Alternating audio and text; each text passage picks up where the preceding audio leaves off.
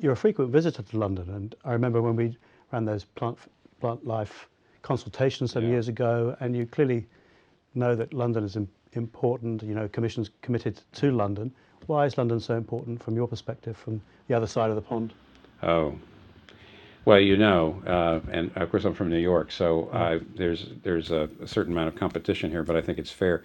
Almost all the uh, almost every study of the most important cities in the world that have very, very big effects on world global culture or on the financial world, or uh, New York and London are usually rather neck and neck, and so it's a very expensive place to be. It's a very difficult place to be, both New York and London. So I just know that you look around and you say, if the Christians abandon the place because it's too expensive and too hard and too hostile, it would be a crime.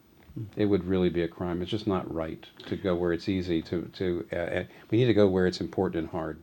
One of the things you've noticed in London with Commission is that the nations have come to London. I mean, more than half of the city comes from outside the city. No doubt part of why the Olympics were brought here. Yeah. How important does that make London? Well, it's not only not only are these other people groups are more physically accessible than if you had to actually go to 20 other countries, learn the language. Here, they all speak their own language plus the lingua franca, which of course is or actually the lingua angla.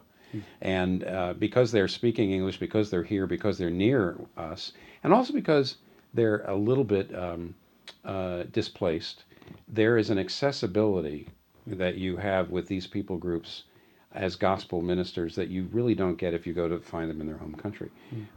It's good stewardship to really try to reach these big multi-ethnic cities, because it's the way to reach the nations in the most efficient way possible.